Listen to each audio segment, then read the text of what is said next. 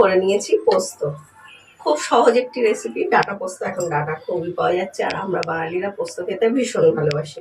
চলুন কথা না বাড়িয়ে করে নিই আজকে ডাঁটা পোস্ত। ভিডিওটা প্লিজ স্কিপ করবেন না, ছোট্ট রেসিপি, নিশ্চয়ই দেখবেন, অনুরোধ রইল।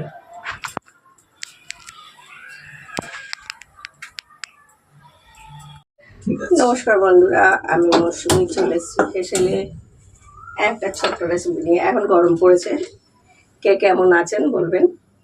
ওই আমি চলে যাচ্ছে গরমে ঠান্ডায়। যাই হোক, আজকে নিয়ে আসছি একটা ছোট্ট রেসিপি করব। এই সময় খুবই সজনে ডাঁটা পাওয়া যায়, আর সজনে ডাঁটা খাওয়া ভীষণ ভালো। আর বাঙালির তো পোস্ত প্রিয় একদম। বেটে আর 5 ফোড়ন, কড়াই তো সর্ষের তেল দিয়ে দিয়েছি, আর নিয়েছি 2টো আলু, এরম একটু মোটা মোটা করে লম্বা লম্বা করে কেটে, আর ডাঁটা ছাড়িয়ে নিয়েছি। এটা খেতে খুবই ভালো লাগে, কারণ আমাদের বাঙালিদের পোস্ত হলে কোনো কথাই নেই। আর ভিডিওটা স্কিপ না করে প্লিজ পুরোটা দেখবেন। দিয়ে দেবো 5 ফোড়ন, আর দেখে ভালো লাগলে একটু কমেন্ট করবেন, লাইক করবেন আর শেয়ার। এবার দিয়ে দেবো আলুটা একটু লম্বা লম্বা করে মোটা মোটা করে কেটেছি, দিয়ে খানিকক্ষণ ভেজে নেবো।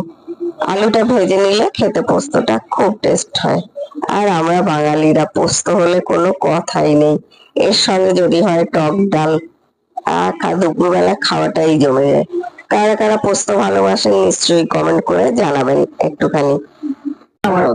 আলুটা আমাদের বেশ ভাজা হয়ে গেছে, এবার দিয়ে দেবো ডাঁটাটা দিয়ে মিনিট খানেক একটু নেড়ে চেড়ে নেবো।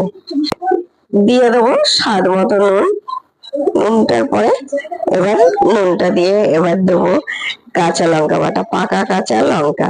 এখন জানেন গরমের সময় লঙ্কাগুলো বেশ পেকে পেকে যাচ্ছে। আর দেবো কালারটা একটু সুন্দর হওয়ার জন্য অল্প করে কাশ্মীরি লঙ্কা গুঁড়ো। আমি খুব একটা শুকনো লঙ্কা খাই না, একটুখানি কালারের জন্য কাশ্মীরি লঙ্কা দেয়াই যায়।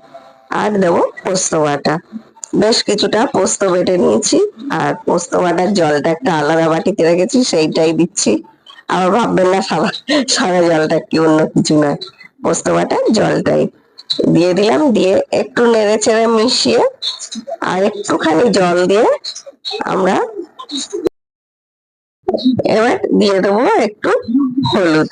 অনেকে দেখবেন পোস্ততে হলুদ খায় না, আমি কিন্তু হলুদটা দিয়ে আবার একটু নেড়ে ভালো করে মিশিয়ে নেবো। নিয়ে আর একটুখানি মনে হচ্ছে আমাদের জল লাগবে, সেই অনুযায়ী জল দিয়ে গ্যাসটা এবার মিডিয়াম করে দেবো।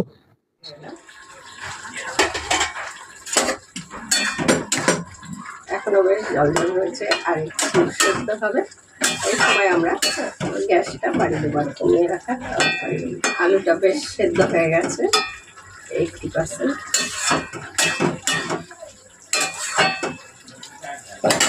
আর একটু ঢাকা দিয়ে 2 মিনিট রান্না। Few minutes later.